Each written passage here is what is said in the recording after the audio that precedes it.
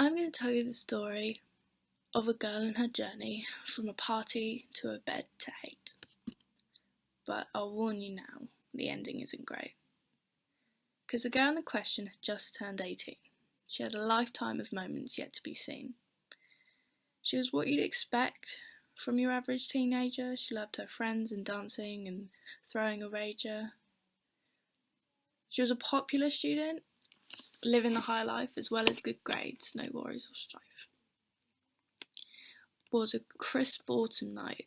At a party she saw him. He was tall and attractive, went by the name Finn. After one or two drinks she had the courage to flirt, and after two more, he had a hand up her skirt. She pulled away and asked if they could just chat, and amazingly, he said, "I'm cool with that." They talked well into the morning and exchanged their numbers, and over time she became his and he became hers. He'd text her cute poems that would always rhyme, and he'd kiss her as if there were infinite time. It's your typical love story. Until it wasn't anymore. The clock struck 12 and the slipper hit the floor. You see, one of his pastimes was this thing called porn, which to most is just a fun thing to watch when you're bored. But his brain got rewired, got addicted to the feeling. He was fed up with actors and wanted the real thing. He wanted it in a way he could exercise control, to get the same feeling you get when scoring a goal.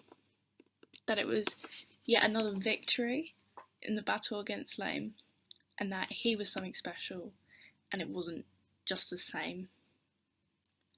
So one day they were kissing when he grabbed her hips. She tried to tell him, "I'm not ready for this." He tells her he knows that she's had sex before, and within moments her jeans were on his bedroom floor. Yeah, she wasn't a virgin, but she didn't want this. The pressure that came with each searing kiss, she tried to push him away, but he wouldn't relent.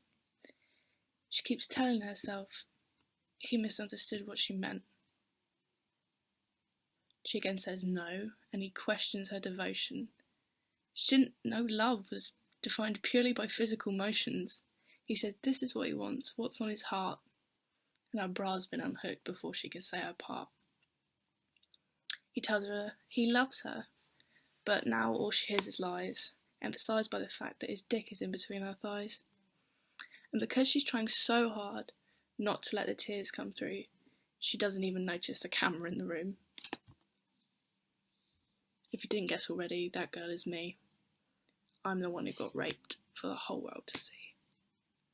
I didn't realise it at first, but then I had to, when I got sent a link of me in the nude.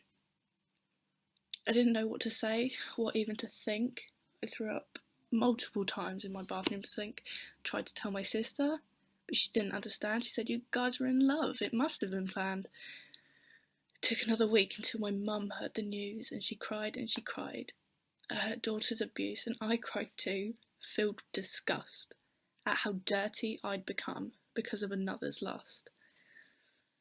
At least the physical pain was just temporary. It's the emotions that haunt me every day when I breathe. It's getting to college just to get teased by a class full of people who saw me have sex on a screen. I don't understand how I'm the only one condemned. Not any of the perverts who press play, then send. They call me a skank, a whorish, filthy thing, not even aware that I was forced into participating. I could try and tell them, but who'd take my side? Patriarchy exists, and I'm not a guy. Combined with the fact that I may have a past, and because of my mistakes now I don't stand a chance. The boys keep sending me winks and dirty texts, while every girl around me says, "I'd never film sex."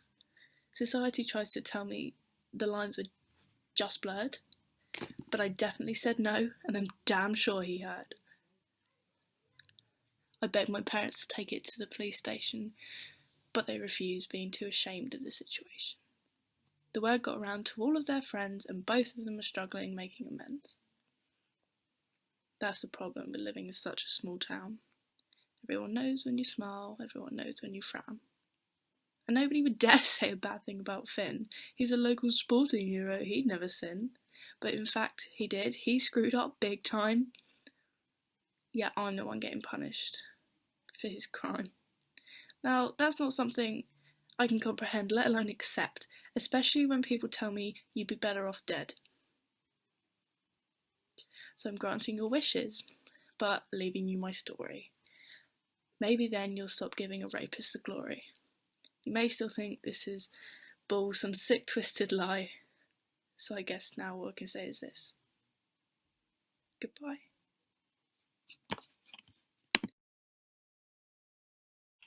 Hi, I'm Alex. I just wanted to say that what you just watched was a work of fiction.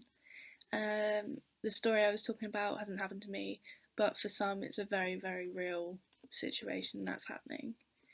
If you or anyone you know is experiencing these issues and needs someone to talk to, you can call the Samaritans on 08457 90 90 90, or you can call Childline on 0800 11 11. They're open 24 hours a day and someone will always take your call. Thank you for watching.